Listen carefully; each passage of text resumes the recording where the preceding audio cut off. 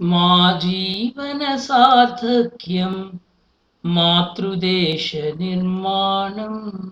తనువు మనసు ధనము శక్తి తల్లికే సమర్పణం. ఆ వైపు కూర్చున్నటువంటి స్వామీజీ పూజ్యశ్రీ దుర్గానంద స్వామీజీ, కాశీ అన్నపూర్ణ పీఠం మన భాగ్యనగర్లోనే ఉప్పలు ఉంటుంది. ఆ పీఠం సంబంధించిన స్వామీజీ. అయితే పూర్వంలో వారు కూడా స్వయం సేవకు సంఘ పని చేసినటువంటి అనుభవజ్ఞులు వారు కూడా. వివేకానంద స్ఫూర్తితో వారు సన్యాస ఆశ్రమాన్ని స్వీకరించడం, మన భాగ్యనగరంలో గోవులను పట్టుకున్నప్పుడు కానీ, బయట రోడ్ల మీద అనేక అనారోగ్య పరిస్థితుల్లో అనాథలుగా కనిపిస్తే ఎవరు ఫోన్ చేసినా స్వయంగా స్వామీజీ ఎవరైనా పంపిస్తే ఎవరు లేకుంటే వారే వెళ్ళి వాళ్ళ వ్యాన్లో తీసుకొచ్చి వాళ్ళ ఆశ్రమంలో వారికి సేవలు అందించి వారి ఆరోగ్యము వారి విషయాలన్నీ చూస్తుంటారు. ఇట్లాంటి సేవ అంతా కూడా చేస్తారు. గోరక్షక సంబంధించినటువంటి విషయాల్లో కూడా ఎక్కడైనా ఇబ్బంది పడ్డటువంటి కార్యకర్తలకు కానీ, గాయాలైనటువంటి కార్యకర్తలకు వారు ఇతోధికంగా వైద్య సేవనే కాదు ఆర్థికమైనటువంటి సేవ కూడా వారి ఆశ్రమం వైపు నుండి ఇస్తుంటారు. పూజ్య స్వామీజీ అభిభాషణం.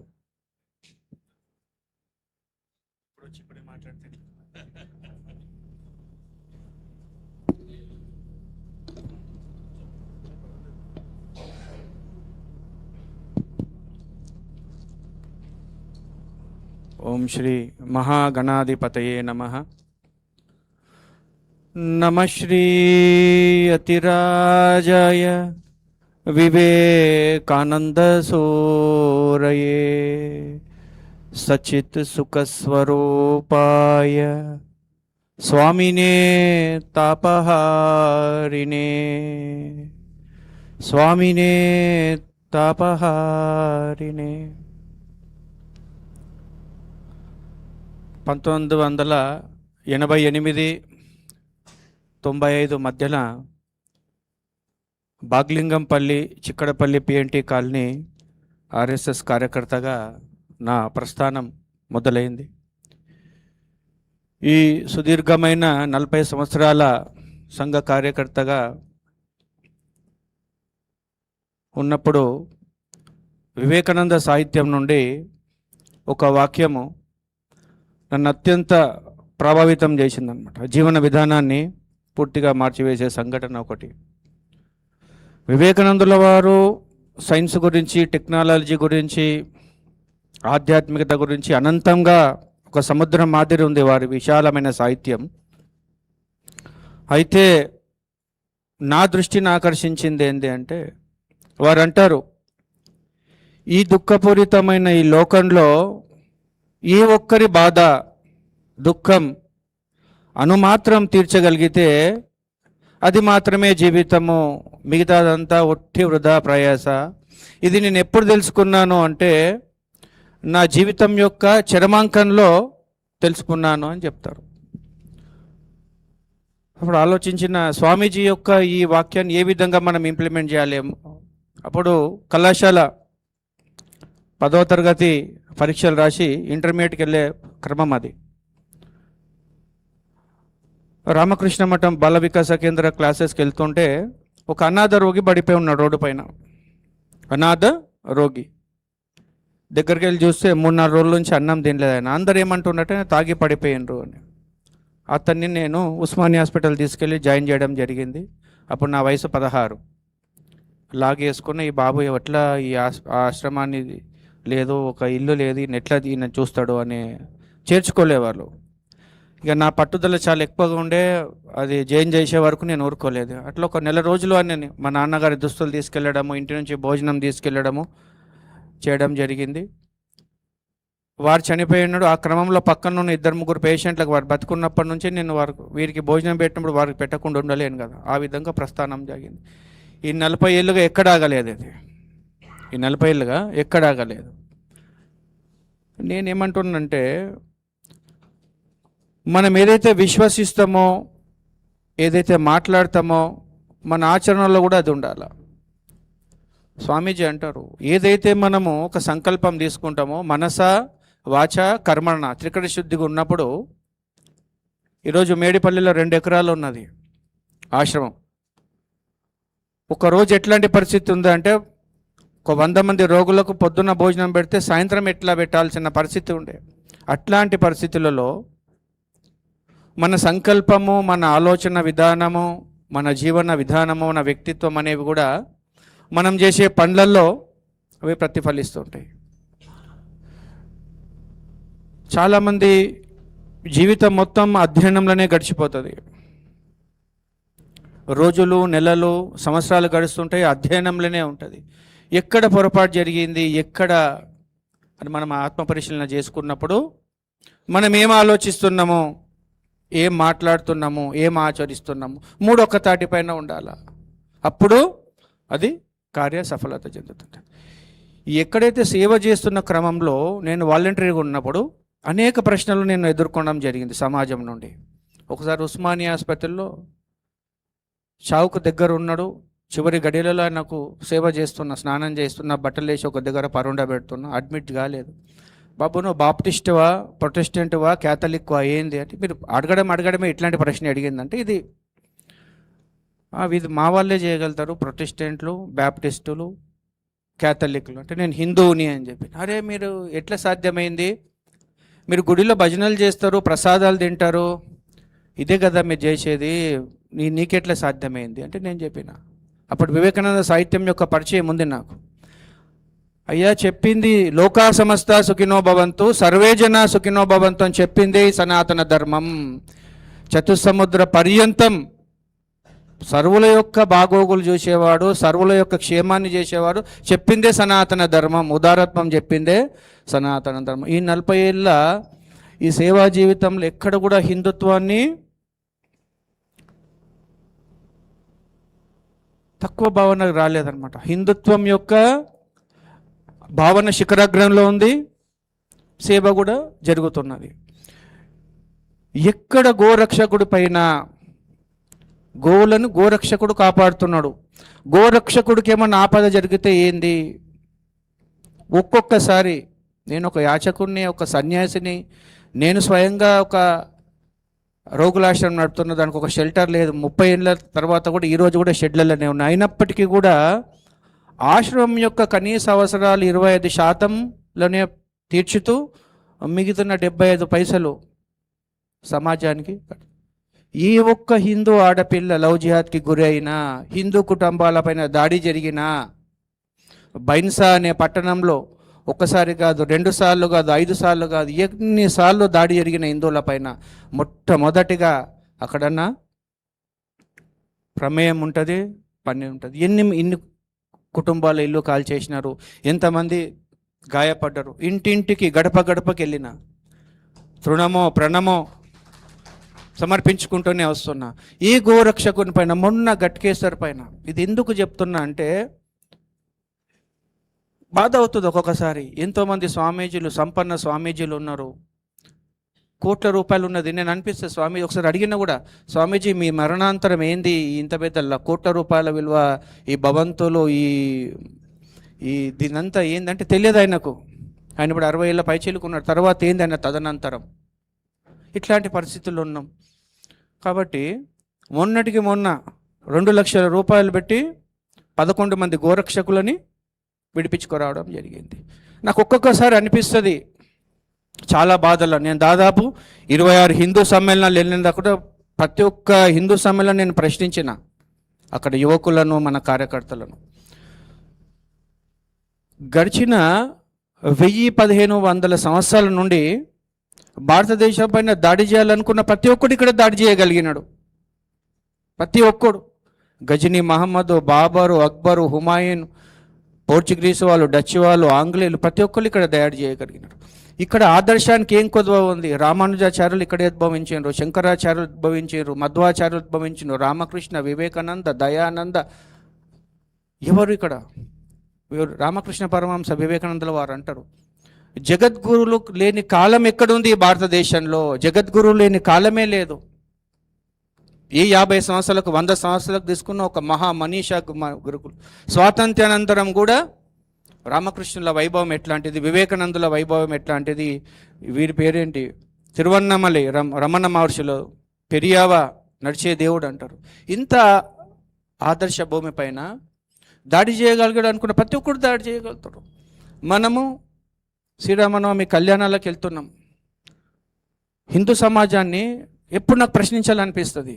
వైకుంఠ ఏకాదశి రోజు వెళ్తున్నాము, 50,000 మంది, ఒక్కొక్క దగ్గర 20,000 మంది. శివరాత్రి రోజు మనం దేవాలయంకి వెళ్తాము, 20,000 మంది దర్శిస్తున్నారు. అదే వారం రోజుల తర్వాత అదే దేవాలయం పైన, అదే దేవాలయ విగ్రహాల పైన ధ్వంసం అయితే ఒక్క హిందువు ఉండడు. వివేకానందుల వారు అంటున్నారు, క్షాత్రవీర్యము ధర్మ తేజస్సు, ధర్మం క్షాత్రవీర్యం బ్రహ్మ తేజస్సు మనకు కావాలా. మనము భారతదేశం అన్ని విధాలుగా గడిచిన 10 సంవత్సరాల నుంచి అభివృద్ధి చెందుతున్నది గమనిస్తున్నాం మనం. 70 సంవత్సరాలు మన చరిత్ర నుంచి మనల్ని మరుగున పరిచినారు. మొన్న కేంద్రీయ మార్గదర్శక మండలి సమావేశంలో కూడా నేను 2 ప్రశ్నలు లేబలెత్తిన. దాదాపు 200 మంది మహంతులు దేశవ్యాప్తంగా వచ్చినారు. ఈ దేశం యొక్క అస్తిత్వము, ఈ దేశం యొక్క వైభవం, ఈ దేశం యొక్క స్థితిని మనం ఏ విధంగా కాపాడుకుంటాం? విధర్మీలు పెట్టరేగిపోతున్నారు, లిబరల్స్ సెక్యులర్లు దేశద్రోహులతోని సమాంతరంగా ప్రజాస్వామ్యబద్ధంగా ఎన్నుకోబడిన ఒక గవర్నమెంట్ యొక్క పునాదులను కదిలించే పరిస్థితి వచ్చినది. అడిగినప్పుడు సమాధానం కూడా మీరే చెప్పండి అని అడిగినారు వాళ్ళు.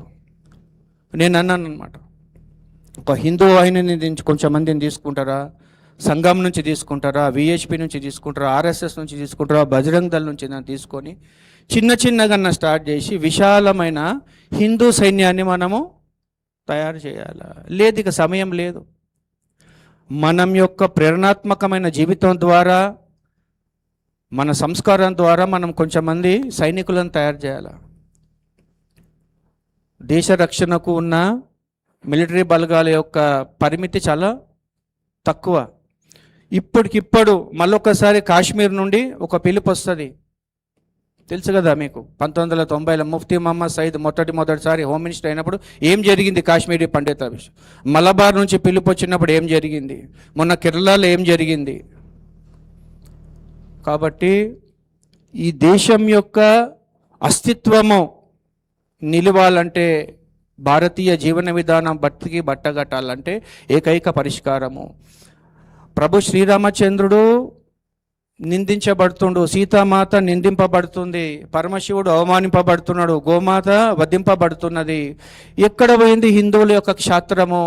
ఎక్కడ పోయింది మన హిందువుల యొక్క పౌరుషము? మనము మన రాజకీయ శక్తిని మనం మర్చిపోయినాం. ఛత్రపతి శివాజీ మహారాజ్ ఇక్కడే పుట్టిండు. మహారాణా సాంగా, మహారాణా ప్రతాప్, చౌదరి రంజిత్ సింగ్, మహారాణా కుంభా, ఝాన్సీ లక్ష్మీబాయి. మనకు పనిచేసే చేతులు మొదట కావాలి. పనిచేసే చేతులు భారతదేశంలో ఎంతటి ఆదర్శం ఉందంటే ఆదర్శంతో నిండిపోయింది. మరి ఆచరణ ఎట్లా ఉంది? వివేకానందుల వారు అంటారు 99% పనికి 1% ఆదర్శం చాలు. కానీ ఇప్పుడు ఎట్లా జరుగుతుంది? 99% ఆదర్శం ఉన్నది, ఆచరణ 1%. మనం అంటున్నాం గడప లోపటే కులం, గడప దాటి హిందువులం. వాస్తవిక జీవితంలో ఆ విధంగా లేదు. నేను వెళ్ళిన సిద్దిపేట జిల్లాల, మహబూబ్నగర్ జిల్లాల ధర్మప్రసారం విభాగం ద్వారా SC/ST కాలేజీలో పర్యటించిన. మార్పు రాలే మన వాళ్ళలో. ఇంకా చాలా పట్టణంలో ఉండి మనం ఈ భేదాభిప్రాయాలు లేవనుకుంటాం. నేను అడుగుతున్నా, ఒకవేళ ఈ భేదాభిప్రాయాలు లేకుండా ఉంటే, విశాలమైన హిందూ సమూహం ఉంటే, ఒక అక్బరు, బాబర్, హుమాయూన్ భారతదేశం పైన దాడి చేసే సాహసం చేసేవాడా? వాళ్ళకంతా కలేజా, అంత ధైర్యం ఉండేనా? ఈరోజు కూడా 80% మంది హిందువులో ఉన్నాం మనం, 20% మంది వచ్చి మనల్ని బెదిరిస్తున్నారు. ఒక దేవి నవరాత్రులు జరుపుకోవాలంటే ఒక సైడ్ పాకిస్తాన్ తీసుకుంటూ, ఒక సైడ్ బంగ్లాదేశ్ తీసుకుంటూ, ఇది సనాతన హిందూ ధర్మం. మిగిలిన హిందూ దేశంలో 9:30కు కూడా వస్తాడు, డీజే బంద్ చేయండి, మైక్ సెట్ బంద్ చేయండి, గణపతి నవరాత్రులు బంద్ చేసి మీ ఇంటికి వెళ్ళండి అంటాడు. ఇంకోటి అంటాడు వచ్చి దేవి నవరాత్రులు ఆపేయండి అంటే, ఇంకోటి కూడా కంప్లైంట్ ఇస్తే అయ్యప్ప స్వామి పూజను ఆపేయమంటాడు. ఎక్కడికేం చేస్తుంది ఇది? సనాతన హిందూ ధర్మంలో హిందువుల యొక్క ప్రాతినిధ్యం మీద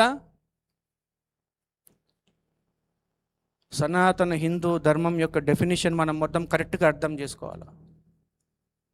ఒక ఆమె బోయినపల్లిలో హనుమాన్ చాలీసా శనివారం రోజు పెట్టుకున్నది, సెల్ ఫోన్లో, స్పీకర్లో కాదు. చుట్టుపక్కల జిహాదీలు వచ్చి ఆమె పైన దాడి చేసి, ఇది మీరు చదివి ఉంటారు. ఎటు పోతున్నాం మన హిందూ సమాజం?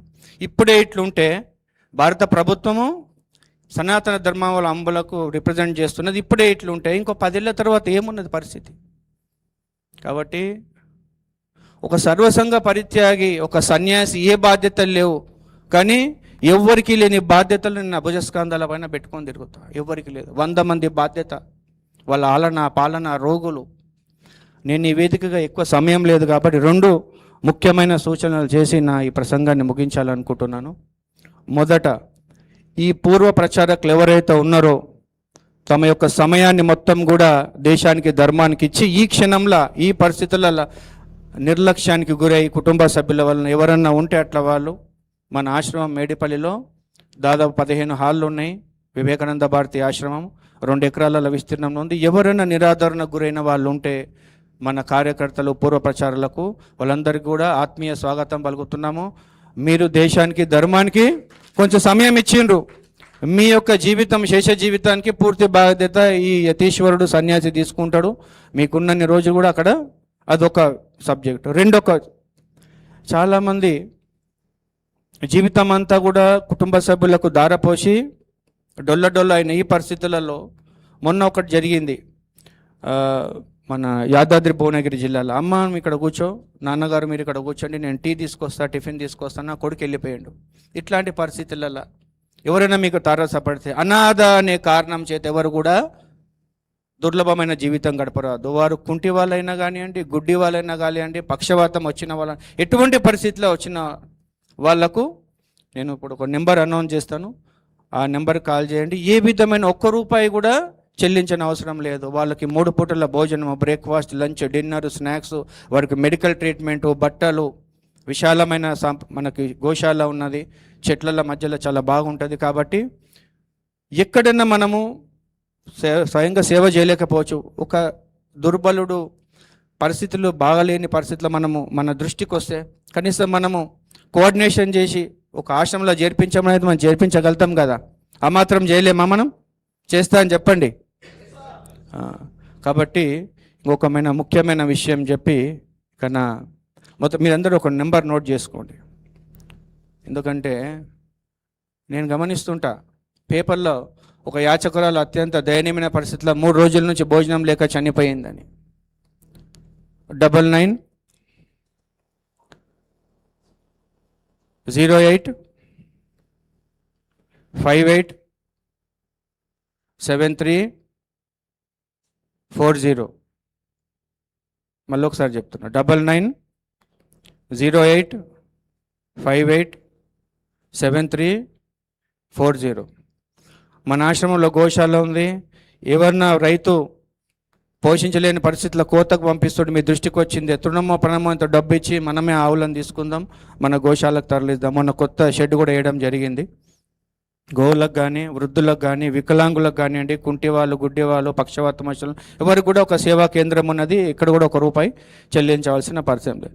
మీరందరి నుంచి ఒక చిన్న ప్రతిజ్ఞ చేయిస్తా. అందరు కూడా ఒకసారి చెప్పండి, ఒక చేయి పైకి లేబట్టి. నా దేశం ముందు, నా ధర్మం ముందు, మిగతావన్నీ తర్వాతే. ఎప్పుడైతే మీరు నా దేశం ముందు, ధర్మం ముందు, మిగతావన్నీ తర్వాత అన్నప్పుడు భరతమాత వైభవం ఆకాశాన్ని అంటుంది. సనాతన ధర్మం యొక్క వైభవం ఆకాశాన్ని అంటుంది. అందట్లో కూడా ఆ ప్రేరణ, ఆ ఆత్మవిశ్వాసం ఆ జగన్మాత కలిగించాలని కోరుకుంటూ జై శ్రీరామ్.